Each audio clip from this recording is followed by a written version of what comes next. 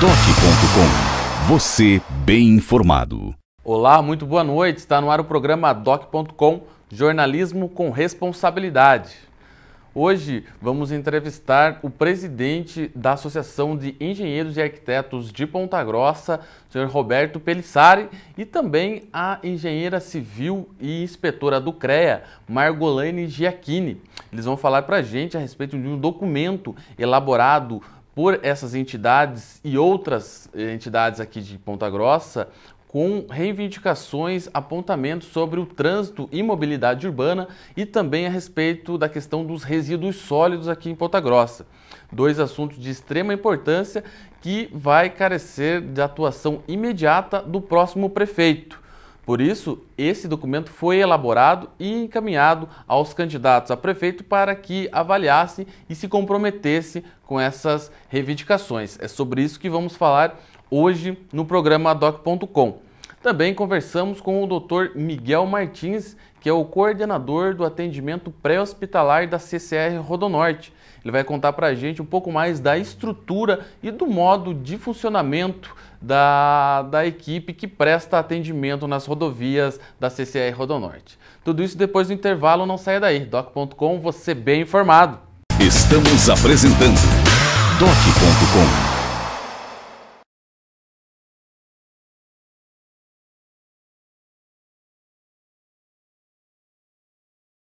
Voltamos a apresentar DOC.com. Destaques da semana. Estamos de volta com o programa DOC.com nesse bloco dos destaques desta semana.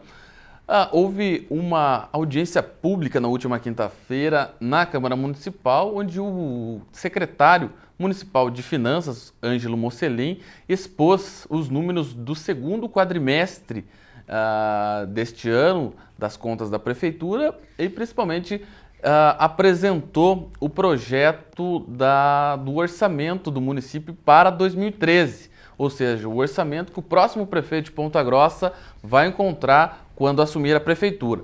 Esse número ficou em 527 milhões de reais. Essa é a estimativa de receita do município para 2013. O projeto está na Câmara Municipal, vai passar pela análise dos vereadores, que vão fazer suas emendas e deve ser votado aí até o fim do período de sessões ordinárias, que encerra em 15 de dezembro. Houve um índice, um comparativo passado pelo secretário que é interessante perceber quando se fala em orçamento. Quando o prefeito Pedro Vosgrau assumiu o primeiro mandato desses dois consecutivos dele na prefeitura, quando assumiu lá em 2005, o orçamento da prefeitura de Ponta Grossa era de 233 milhões e 700 mil reais, quando o prefeito assumiu. Ao longo de 9 anos, que vão completar aí em 2013, o orçamento da prefeitura municipal mais que dobrou. Chegou aí a um índice de 126% de crescimento desse orçamento do município. Um salto que o secretário atribui a um bom momento de arrecadação de impostos próprios da prefeitura, como o IPTU, o ISS e também aí a questão da dívida ativa, que o município tem tratado para receber esses valores que estão sendo devidos ao município. Tudo isso somado a aumento de repasses que vem do governo do estado e do governo federal, do governo do estado como o IPVA, o ICMS, e do governo federal como o FPM, o Fundo de Participação dos Municípios, tem feito com que Ponta Grossa tenha uma arrecadação positiva. E essa previsão, como o próprio nome diz, é uma projeção, uma previsão, ele pode mudar ao longo do ano de arrecadação. Por exemplo, em 2012, a estimativa era de um orçamento de 468 milhões e 800 mil. Porém, já há um excesso de arrecadação, um aumento dessa receita na casa dos 38 milhões. O que acontece? Também as variações de repasses e de arrecadação que vem através desses impostos superaram as expectativas e então o Executivo tem mandado projetos ao Legislativo para que se aprove e se incremente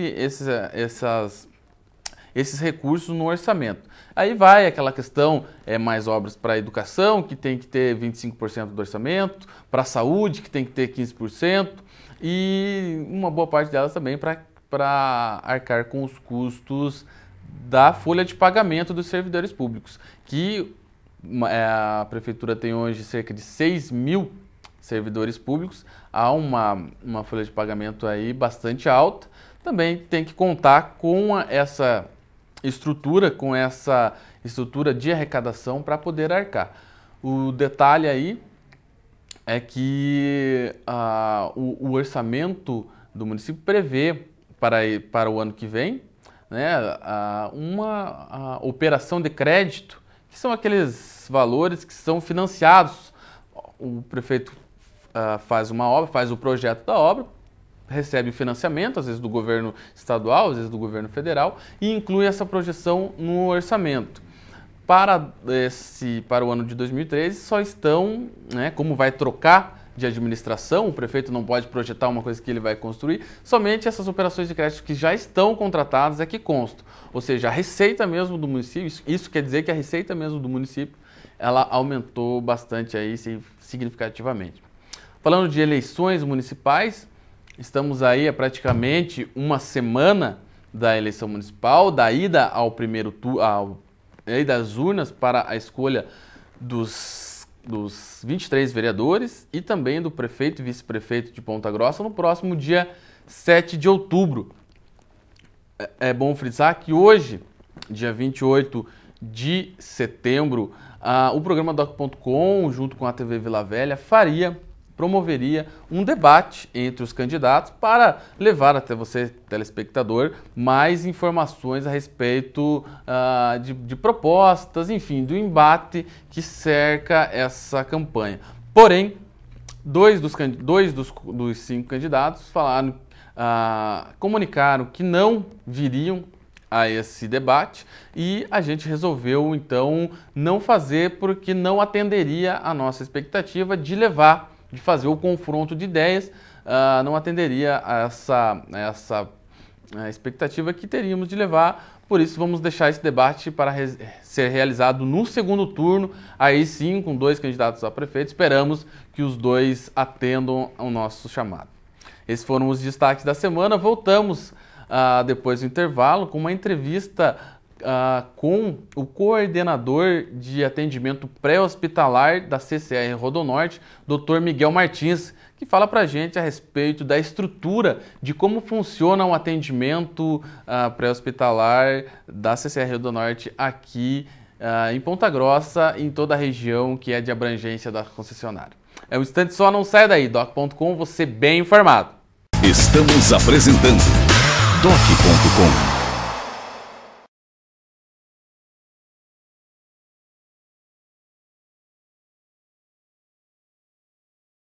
Voltamos a apresentar Doc.com. Entrevista. Voltamos com o programa Doc.com. Agora conversamos com o coordenador de atendimento pré-hospitalar da CCR Rodonorte, Dr. Miguel Martins. Boa noite, doutor. Boa noite, é um prazer ser convidado para conversar aqui com você. Bom, além o motorista que trafega nas rodovias de modo geral, ele espera, além de uma estrutura boa da rodovia, por acaso precisar de um atendimento, que seja o mais rápido possível, que seja bem atendido. E a CCR, pela estrutura que tem, logicamente está preparado para atender esses casos. Gostaria que o senhor falasse a respeito de como que se dá essa estrutura, todo esse aparato, né, para proteger a vida de quem trafega aí pelas rodovias de concessão da CCR. Nós temos uma equipe muito bem formada e treinada, nós temos 7 bases, uma diferença de 50 km entre um e outro em média, e o tempo na pista dupla chega no máximo em 10 minutos, na pista simples às vezes demora um pouquinho mais, mas cada base tem 2 socorristas, um motorista e um técnico de enfermagem. Aqui na sede nós temos o médico com mais 2 viaturas, ele tem uma ambulância e tem um veículo de intervenção rápida, porque às vezes ele precisa só do médico, então ele vai com o veículo que é mais rápido. Às vezes é muita vítima, ele vai com a ambulância que ajuda a trazer mais gente também. Ou seja, essas bases elas estão colocadas estrategicamente para que o atendimento chegue o mais rápido possível.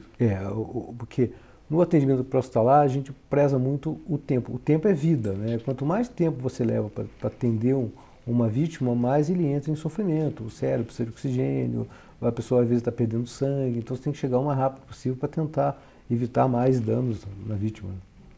E além, a CCR também tem campanhas para tentar evitar, né? Porque o ideal seria que não ocorressem os acidentes, logicamente. O ideal seria que o senhor não tivesse tanto trabalho, né? Mas, logicamente, tem, né? Porque ocorrem os acidentes. É mais por imprudência? Como que acontece no dia a dia ali no dia a dia do trabalho de vocês, né? Pista dupla, pista simples, tem que ter cuidado redobrado. O problema é assim, o brasileiro em geral ele é um pouquinho afoito, né? Pressa, né? Nunca vai acontecer nada comigo, né? Só com os outros, né? Vê só a estatística, quando vira pessoal vira tragédia. Então, quando está chovendo, principalmente na chuva, o pessoal não tira o pé do acelerador, eles vêm com a mesma velocidade, 120, 130, 140, e quando precisa do freio, às vezes não tem tem o que a gente brinca que o pessoal quando tem muita experiência de rodovia, o pessoal que só vai aos domingos na rodovia, aí um carro cheio, aí acaba batendo de frente com o outro. Na pista simples você tem muita colisão frontal na chuva, né? O cara faz ultrapassagem, força uma ultrapassagem, não deu tempo, acaba batendo de frente. Isso dá sempre vítima grave, vítima presa. Na pista tem muito caminhão também na rodovia. Na pista dupla você tem muita colisão traseira de caminhão. Às vezes o motorista está cansado, dá aquela cochiladinha, quando ele acorda já entrou na traseira do outro caminhão. Ou seja, muito mais pela imprudência mesmo, e pela falta de atenção. Né? O pessoal sempre acha que dá um pouquinho mais, entendeu? Falta só 50 quilômetros, eu vou esticar, estou caindo de sono, não, vou esticar um pouquinho. Não para, vou esticar um pouquinho, tomar um café, acha que vai dar. E nesse acha que vai dar, tinha uma estatística internacional dizendo que a maioria dos acidentes ocorre perto de casa. Quando você está chegando em casa, você dá aquela relaxadinha, aí aquela tua atenção foi embora, você acaba batendo o carro. E nesses casos que acontecem, os acidentes, qual que é o procedimento ali? O pessoal liga, né? Desde o momento que que acontece o acidente, qual que é o procedimento para atender essas pessoas? Lá funciona assim, a pessoa liga no 0800, aí passa para o médico regular a ligação, para saber que viatura vai, qual que é mais perto, se o médico precisa ir, se precisa apoio de alguma outra estrutura, de guincho. Aí, à medida que a pessoa liga no 0800, já é deslocada a ambulância. E o médico faz a regulação para ver se precisa de algum complemento, se ele precisa ir junto. Aí, se precisa o médico ir, ele já sai para ir de encontro à ambulância. Aí a gente faz o atendimento, aí liga para o hospital, atende todo mundo, imobiliza, faz tudo direitinho. Às vezes vítima presa, tira das ferragens, nós estamos totalmente equipados para tirar uma vítima presa, com rapidez, o pessoal é bem treinado. Aí liga para o hospital mais próximo, que seja, que tenha condições de atender aquela vítima e leva a vítima até o hospital. Gostaria que o senhor falasse um pouco desse programa, o Viva Coração, que pessoas comuns aí, uns que não têm esse treinamento todo, mas que pode receber um treinamento para poder até salvar uma vida. Esse Viva Coração já tem algum tempo, uns 3, 4 anos que a gente está tocando. É um programa que visa fazer massagem cardíaca para leigos. Então você está em casa, e todo mundo está arriscado a acontecer. Você está em casa com a tua família, aí caiu teu pai, tua mãe, tua esposa, caiu no chão inconsciente. Então a gente ensina a pessoa a identificar se a pessoa tem pulsação ou não. Se não tiver pulsação, massagem cardíaca. Hoje em dia não se faz mais o boca a boca, é só massagem. Então você pede para alguém acionar e começa a fazer massagem até chegar ao socorro. Chegando ao socorro, pelo menos você não deixou a pessoa sem circulação. É isso que leva o sangue, o oxigênio para o cérebro da pessoa, não deixa os órgãos entrarem. E às vezes demora 15, 16, 20 minutos para chegar um socorro e a pessoa sem massagem, sem nada, quando você chega na ocorrência já está em óbito. Ou seja, como que a pessoa pode fazer para procurar esse... A pessoa que estiver interessada pode ligar para nós lá no 3220-2977, que é o nosso ramal, e é um curso gratuito, a gente faz em colégio, faz em CIPAT, não tem custo nenhum, a gente leva os bonecos, leva os socorristas, aí organiza quantas pessoas são, para ver quantas pessoas precisam levar, e a gente faz um negócio ali, é bem interessante. Todo mundo que faz fica assim impressionado, como é fácil você fazer uma massagem cardíaca, identificar e fazer uma massagem, e é um negócio tão simples que a falta de conhecimento deixa de evitar muita morte. Né? Certamente. E tem números aqui que a gente pegou de 3.800 atendimentos em 2011, feitos aí nas rodovias da CCR Rodonorte. É um número significativo. São muitos acidentes, né? Às vezes são coisas que você não consegue explicar, não? Um dia de sol, 10 horas da manhã, aí você vê um capotamento. Mas às vezes é um descuido, é uma distração, é ver a mensagem que chegou, é o telefone que toca, mudar a estação do rádio, você se perde e acaba tendo um acidente, uma coisa banal também, né? E além dos acidentes, nós temos casos clínicos que nós atendemos nas bases, né? Nós temos base em pontos que não tem atendimento à noite, não tem atendimento sábado e domingo. Então o cara o morador da região vai até a base procurando um socorro. E com isso nós temos 14 partos na rodovia. Pois é, essa é uma questão interessante. Funciona quase como um posto de saúde para certas localidades que não tem essa estrutura. Que não tem estrutura. Então nós temos uma base que tem mais partos, porque ela já é quase chegando a Ponta Grossa. Então às vezes o cara vem do município sem muita estrutura, só com motorista de ambulância e a gestante. Ela começa a entrar em trabalho de parto, ele para na ambulância. Aí quando o pessoal vai ver, já nasceu. E o pessoal ali tem feito esse tipo de serviço. Tem feito. E fora os lindeiros. Além, por exemplo, ninguém está livre de estar viajando e ter uma tontura, ter uma náusea, fazer uma que a gente chama de cinetose, né? Aí para na ambulância para ver se tem alguma medicação, a gente sempre ajuda, faz um atendimento, abre uma ocorrência, faz um atendimento completo, vê pressão, tudo certinho, e o médico regula pelo telefone, às vezes medica pelo telefone. E conte, doutor, tem a história aí que tem um rodonortinho que já veio visitar o pessoal que fez o parto? Teve um menino que nasceu na ambulância e agora, anos depois, ele foi lá para conhecer os socorristas que fizeram o parto dele. E lá é chamado de rodonortinho. Está com uns 9, 10 anos. Que história interessante essa, né? Que tiraram, né? Fizeram o parto, deram a vida, né, para a pessoa. É gratificante. E depois ele vai reconhecer, né? Tem coisa que não tem preço, que não tem dinheiro que pague, né? Um atendimento que você faz e você vê a criança já com 9, 10 anos, aí, isso aí te deixa feliz. Você dorme sossegado, serviço bem feito. É aquele dia que dorme de consciência tranquila, né? Dorme com o sorriso aberto. É verdade. Mas então, essa estrutura toda, além desses atendimentos, né, que logicamente o senhor deve ter visto muita coisa feia também, né, longo desse tempo. Né? E daí chega uma criança como essa e fala, isso não é gratificante. Porque elogio é uma coisa difícil de você receber, né? Crítica é uma coisa muito fácil de fazer, né? Mas elogio, são muito poucos elogios que chegam, embora a pessoa se sinta bem atendida, mas passou, né? Então você esquece de agradecer. Mas no dia que você é mal atendido, você já liga imediatamente para cobrar. Verdade, né? Infelizmente as pessoas podem fazer 1000 coisas certas, se fizer uma errada, vai ser cobrado por aquele erro, né? Então tá certo, doutor. Gostaria então que o senhor falasse passasse, né? Todo mundo deve conhecer, mas o 0800 qual é o número completo aí? O pessoal que está na rodovia e precisar do serviço. O nosso 0800 é 0800 42 1500. Isso aí é 24 horas o nosso serviço. Temos médico 24 horas. 0800 42 1500.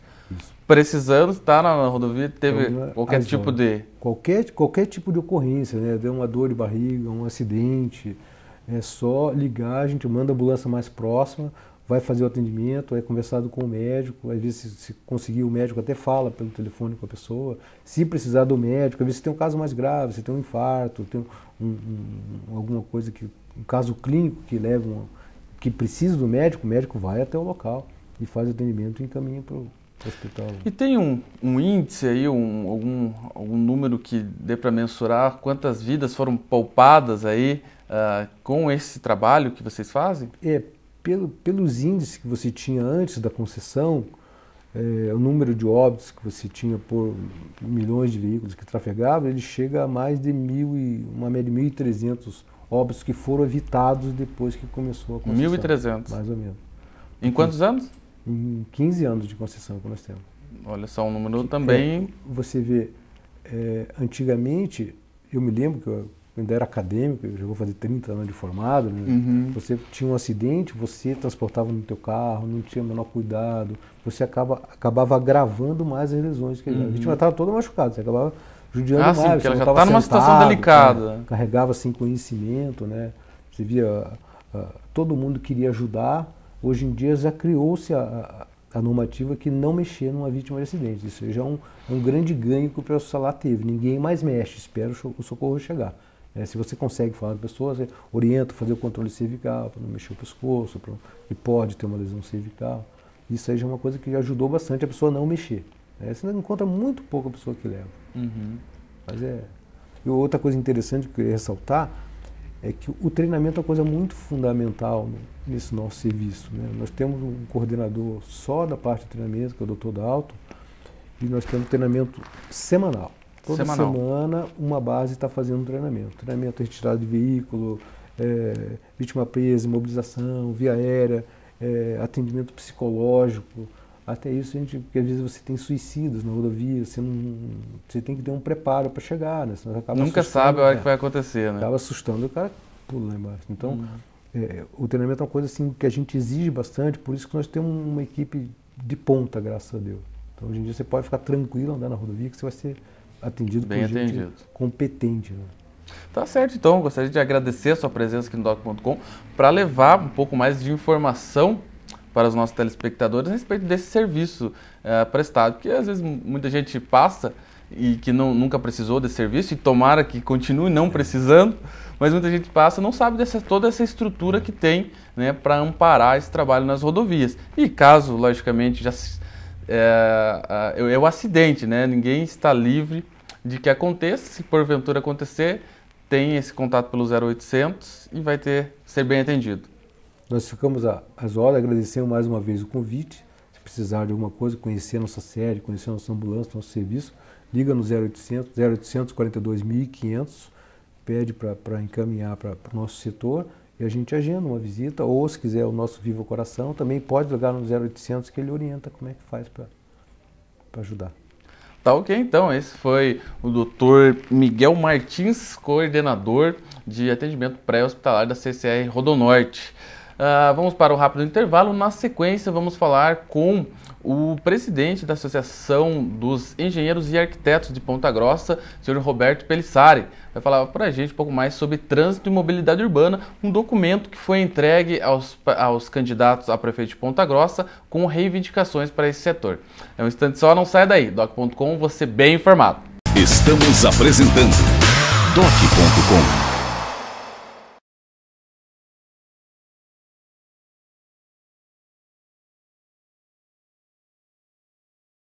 Voltamos a apresentar Doc.com. Entrevista. Voltamos com o programa Doc.com. Vamos conversar nesse bloco sobre mobilidade urbana, sobre trânsito.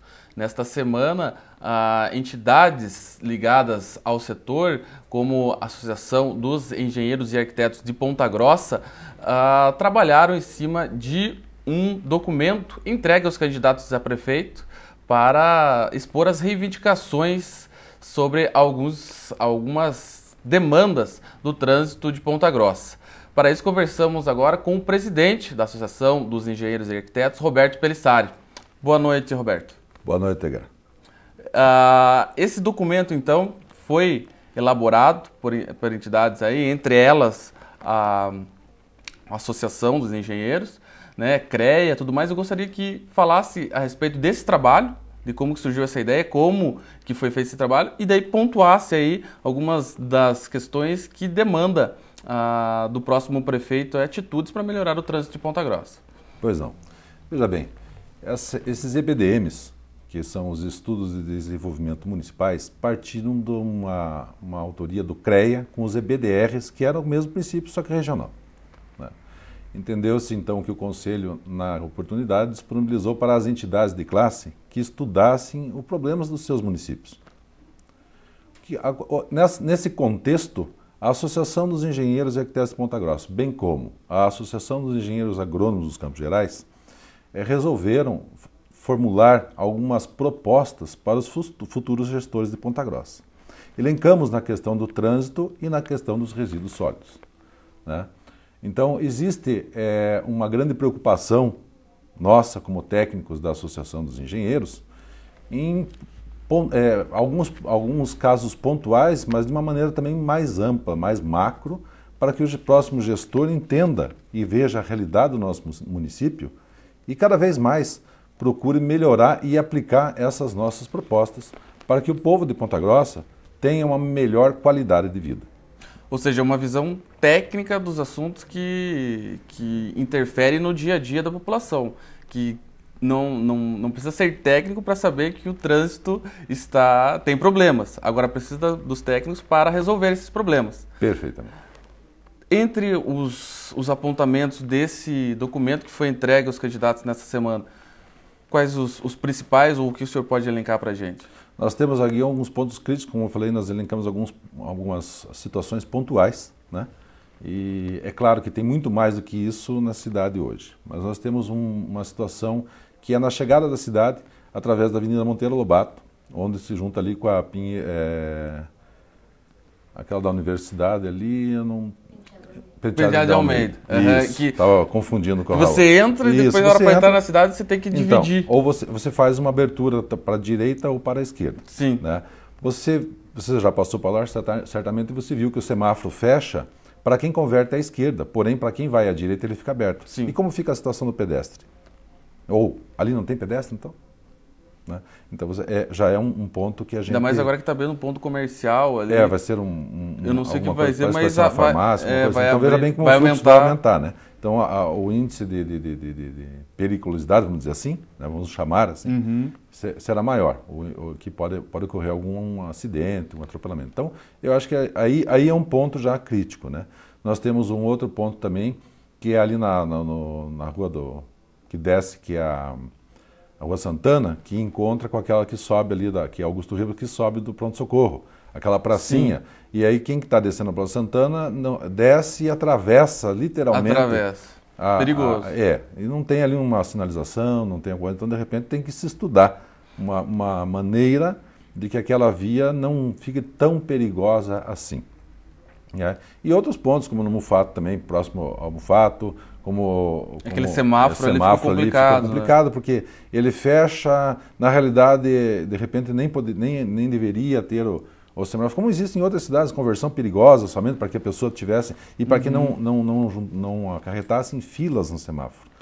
Que aí você vai aumentando a fila, aí quem quer passar não consegue. Então, enfim, são algumas situações que entenderam naquela oportunidade que seria uma solução, mas não teve um estudo técnico para que essa solução realmente fosse a melhor solução. Né? Então nós temos aí a obrigação, como técnicos, de participar e de solicitar ao próximo gestor de que ele aplique, ou pelo menos entenda e nos procure, para que a gente possa colaborar no sentido de melhorar o trânsito de Ponta Grossa. Existe no município profissionais habilitados com pós-graduação em gestão de trânsito. Né? Então tem que aproveitar a mão de obra desses profissionais. E essa questão técnica, eu estava vendo até na matéria que saiu no Jornal da Manhã a respeito desse tema, quando foi anunciado que seria entregue esse documento aos candidatos a prefeito, a grande questão ali do IPLAN, né, do Instituto de Planejamento da cidade. Essa seria talvez a principal tarefa que o próximo prefeito teria para concentrar técnicos que pudessem pensar e planejar Ponta Grossa? Com certeza. O Instituto de Planejamento e Pesquisa, o IPLAN, ele foi criado há umas gestões atrás aí e, infelizmente, não houveram muitos investimentos no IPLAN. Mas, como você mesmo falou, o IPLAN tem que ser formado por profissionais da área da engenharia, arquitetura, urbanismo, até de repente pode até ser multidisciplinar, mas num primeiro momento eu acho que tem que ser com esses técnicos, né? E que pensem na evolução da cidade de uma maneira não agressiva, que seja planejada. Ponta Grossa, embora seja uma cidade antiga, como o Nuno fala da topografia, mas ela tem como ser melhorada, tem como ser projetada e readequada para que o trânsito flua de uma maneira mais tranquila e que o pedestre também, o munícipe, tenha mais segurança ao atravessar uma via. Sim. Né? Para que possamos criar também dispositivos como ciclovias, como outras fontes, outros transportes alternativos que teremos aí no futuro. Então o IPLAN é de fundamental importância que o novo gestor tenha essa consciência, que ele precisa de ter um órgão, uma secretaria, e até digo a você que o IPLAN teria que ser alguma coisa, uma economia mista, né? Formada por técnicos do município, né? Para que os projetos que são iniciados, para que os estudos que sejam feitos não sejam abandonados, né? A gente entende que cada gestor tem uma maneira, né, de ver a cidade. Mas eu acredito que existem muitos bons programas que estão em andamento e que todos os candidatos já dizem que vão continuar. Sim. Né? Então teria que ser a mesma coisa. O IPLAN teria que fazer esses projetos, né? Elaborar esses projetos, esses estudos, essas pesquisas, e o gestor dar continuidade no seu próximo mandato àquelas coisas que realmente vão mudar a cidade de Ponta Grossa. E para isso é importante fazer um concurso público para contratar profissional que não corre o risco de trocar toda a equipe aí a cada 4 anos, quando aí pode trocar de governo, né? Isso. E essa questão do trânsito hoje, ela está muito focada na autarquia municipal de trânsito e transporte, que ali dentro também está englobado mais a questão da guarda municipal e ainda a defesa civil. É todo concentrado na pessoa do Coronel Edmir, que tem tentado fazer aí o melhor para Ponta Grossa, mas, ao meu ver, ele está sobrecarregado nessa função. Como está hoje administrado o trânsito, como está através da autarquia, ela é suficiente no seu modo de ver ou precisava mesmo aí dessa questão do IPLAN para que absorva esse trabalho? Veja bem, como você mesmo ressaltou, o Coronel Edmir tem feito um bom trabalho na medida que ele pode desempenhar, né? Nós temos que parar e pensar que Ponta Grossa hoje está crescendo e cada vez mais.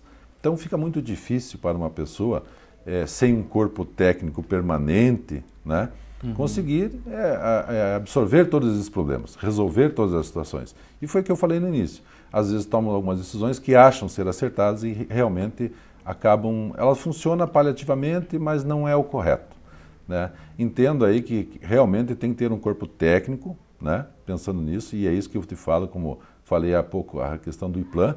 O IPLAN tem que ser formado por técnicos do município, né, com abertura de concursos, ou já, como citei anteriormente, aproveitando mão de obra já existente de pessoas que têm conhecimento na área de trânsito, que fizeram pós-graduação nessa área urbanística e trânsito e transporte, né? Então colocar essas pessoas para produzirem cada vez mais, né, ajudar aí ao gestor, o próximo prefeito, e ajudar também ao secretário do IPLAN, o presidente do IPLAN, enfim, não sei qual nome vai ser dado a isso. Sim. Né? Mas que realmente esses técnicos estudem, pesquisem e planejem a cidade para o próximo desenvolvimento, para que ela não cresça tão desordenada, né? Ponta Grossa hoje ela é muito mais horizontal do que vertical. Nós temos muitos vazios urbanos, né? Os vazios urbanos são alguns lotes aí, claro que eu entendo que tem proprietário, né? Mas de repente tem que ter um auxílio, um programa, sei lá, alguma coisa que tem que casar para que nesses estudos que os técnicos façam para Ponta Grossa para daqui 15, 20, 30 anos, eles sejam aproveitados de maneira correta. Ok, então eu gostaria de agradecer a sua presença aqui para falar a respeito desse documento e também vamos acompanhar aí se o próximo prefeito realmente atende essas reivindicações. Eu que agradeço a oportunidade, nos sentimos honrados em participar do seu programa agora cada vez mais aí pondo a nossa ideia em exposição e esperamos poder colaborar cada vez mais. Obrigado, Eduardo, boa noite. Tá ok, então. Esse foi o Roberto Pelissari, presidente da Associação dos Engenheiros e Arquitetos de Ponta Grossa, falando sobre mobilidade urbana. No próximo bloco, vamos receber aqui a inspetora do CREA, Margolane Giacchini, que vai falar para a gente a respeito de outra parte que consta nesse documento, que é sobre resíduos sólidos. Outro assunto importante, que o próximo prefeito terá que lidar. Então, vamos tratar desse assunto no próximo bloco. Não saia daí. Doc.com, você bem informado. Estamos apresentando Doc.com.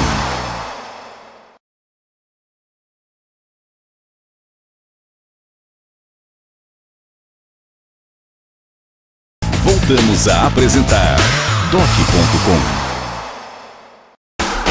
Entrevista.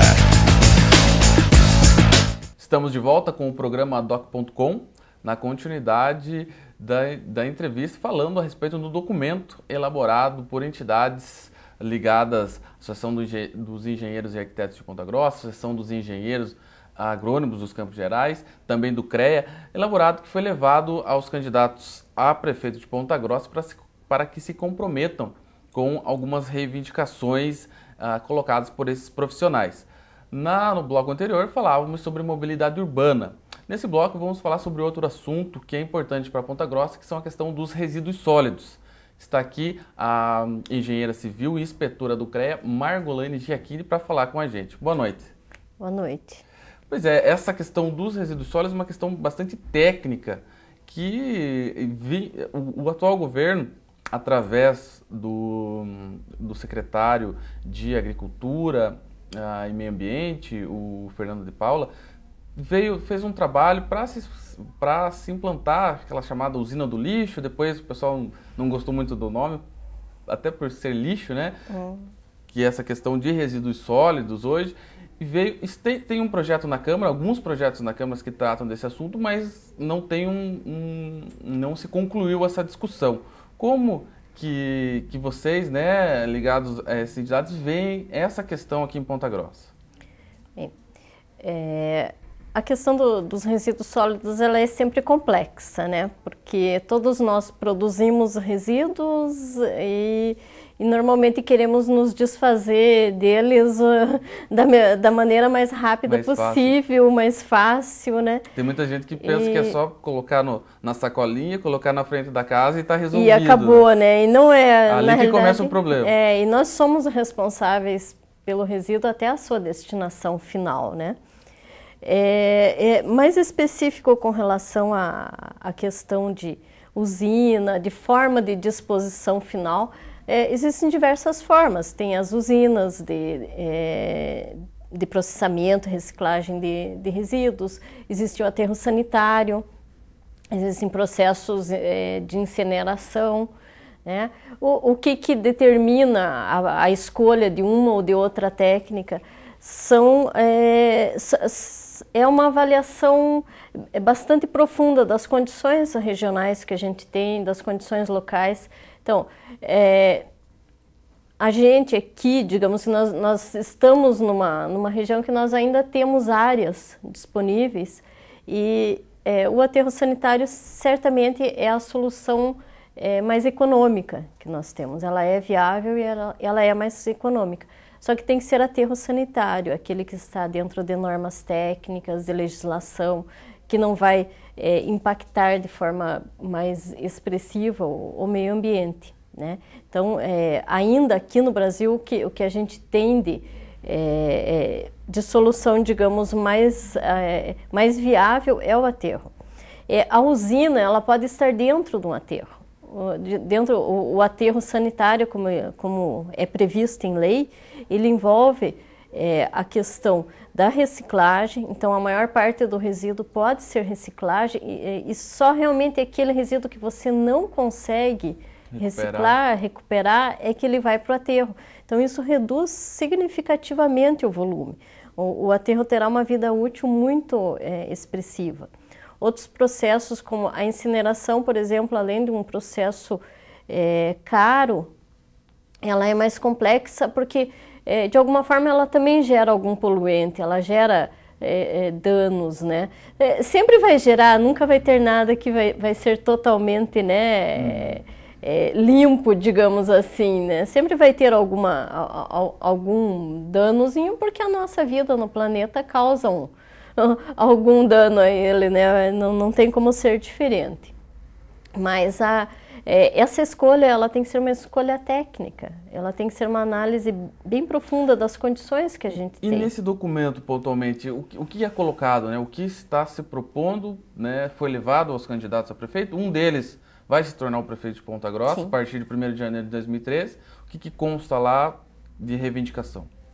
Esse documento elaborado, né, pelos profissionais ligados ao CREA, através das entidades de classe e também com a participação das instituições de ensino, esse documento teve a participação do SESCAGE, da UEPG, da UTFPR. Nós buscamos o conhecimento, as pessoas que tenham um conhecimento técnico sobre o assunto, justamente para que ele seja fundamentado, né? Nós fizemos inicialmente um diagnóstico da situação existente no município e apontamos algumas propostas que são, na realidade, diretrizes, não são propostas muito pontuais, né? Nós não vamos dar a solução, porque essa solução ela depende de estudos mais profundos.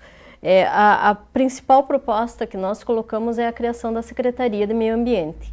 A partir de uma secretaria independente do meio ambiente, composta por corpo técnico qualificado, os problemas da cidade conseguem ser resolvidos a partir de projetos, a partir de programas que venham a incentivar a coleta seletiva, programas de educação ambiental, porque está diretamente associado, né? Nós temos que primeiro reduzir o consumo, temos que saber separar o resíduo para depois estudar a forma de disposição dele. E a melhor forma, no entendimento dessas entidades todas que participaram, é a criação, então, de uma Secretaria de Meio Ambiente para se pensar só em soluções para essa questão. Hoje a questão do meio ambiente está ligada à agricultura. Está associada. Agricultura, pecuária e meio ambiente. Isso. Eu lembro que fazia uma reportagem para o Jornal da Manhã, para a série PG em Debate do Jornal da Manhã, onde profissionais também ouvidos nessa área falavam: poxa, mas a agricultura, o meio ambiente, ele tem que fiscalizar, né? De repente, alguma coisa da parte de agricultura que vai impactar no meio ambiente, tem que fiscalizar. Mas não, ele está junto hoje, né? O que não seria o ideal.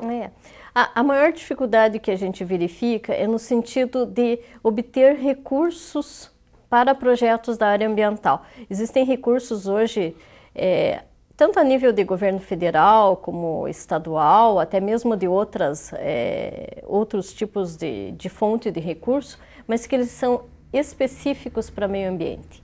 Então, você precisa ter uma secretaria independente para que você possa elaborar bons projetos e conseguir esses recursos, né? Então, a maior dificuldade dos municípios normalmente é com relação ao recurso. E existe o recurso disponível, mas não se está usando deles, não se consegue angariar esses recursos para o município, né? E a composição de uma Secretaria de Meio Ambiente, ela precisa de um corpo técnico bastante diversificado, porque vai atuar nas diversas áreas. A agricultura é uma delas, né? Mas a área urbana, né, envolve questões ligadas ao saneamento básico. Nesse estudo, nós pegamos apenas os resíduos, mas o saneamento envolve água, esgoto, resíduos sólidos, drenagem urbana, né? Quer dizer, é uma área muito grande, tem a questão das outras questões ambientais, a poluição do ar, a própria, como você falou agora um pouco, o trânsito está relacionado com o meio ambiente também. Nós temos o sistema de coleta que interfere no trânsito e da mesma forma o trânsito interfere no sistema de coleta. Então, meio ambiente é uma área multidisciplinar, né? A gente pode dizer que, acho que a grande maioria dos problemas urbanos, eles se relacionam com a área ambiental. E os candidatos, ao receberem esse documento, eles se comprometeram em atender essa reivindicação? Nós ficamos bastante contentes porque todos eles demonstraram interesse nessa proposta, demonstraram que também concordam com essa questão de ter uma secretaria independente, né, de meio ambiente, e isso realmente foi bem recebido. E não é só a secretaria, né? Além da secretaria, a gente ressalta bastante a importância do corpo técnico, como foi falado anteriormente, o Instituto de Planejamento, né? É fundamental para o município ter o Instituto de Planejamento, ter um corpo técnico simplesmente planejando a cidade, pensando como vai ser a cidade daqui 20 anos, daqui 50 anos. São, digamos que as questões estruturais básicas, que a gente comece a trabalhar aí os projetos pontuais de cada área. Hoje o sistema, como funciona a questão dos resíduos sólidos hoje aqui em Ponta Grossa, né? Tem uma empresa terceirizada que faz a coleta, se eu não me engano, o pagamento dessa empresa é feito de acordo com o tanto de lixo, né, e resíduos sólidos que são recolhidos e levados ao aterro do Botuquara. O aterro do Botuquara parece que está no final da sua existência ali, né? Ou seja, é um assunto para de imediato, né? A curto prazo. Com certeza. A célula atual, né? Ela tem aí uma vida útil curta. Acredito que até início do ano que vem já esteja se encerrando essa próxima célula. Então, realmente é um problema imediato.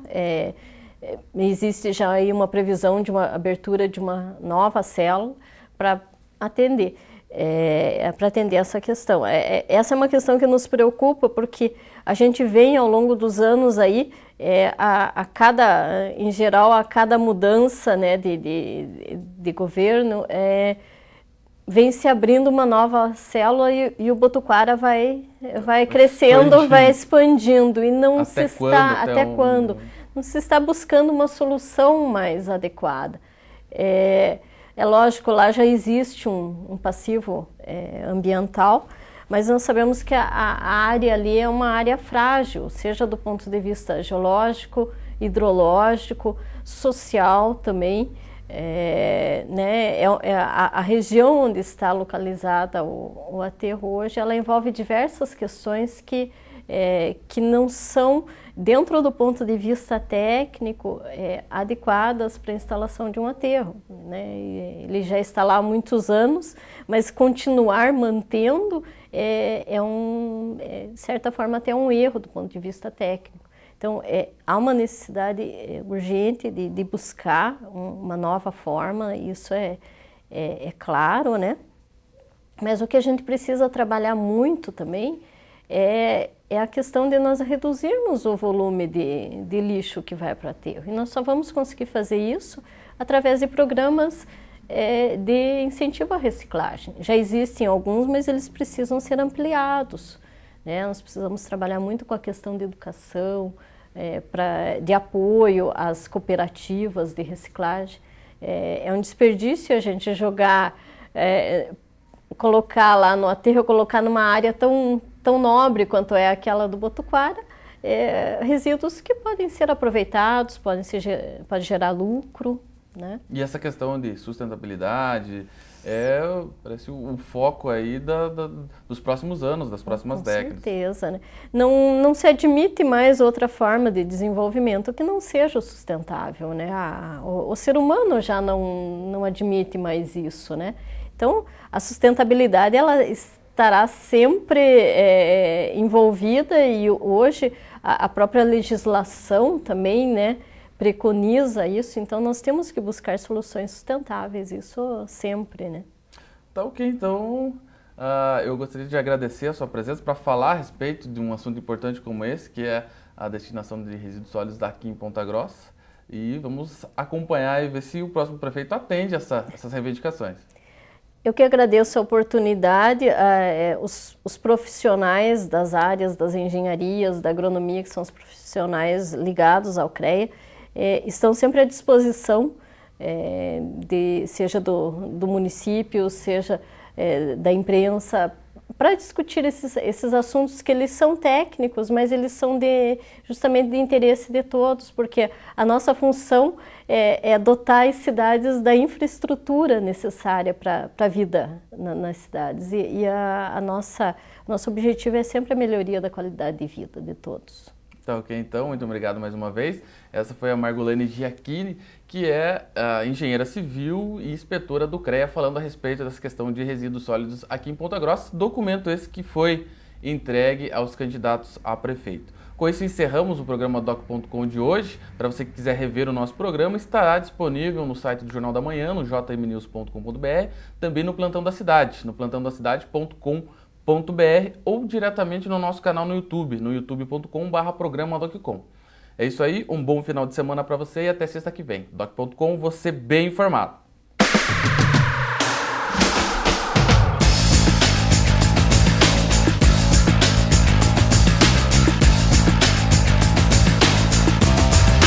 Doc.com, você bem informado.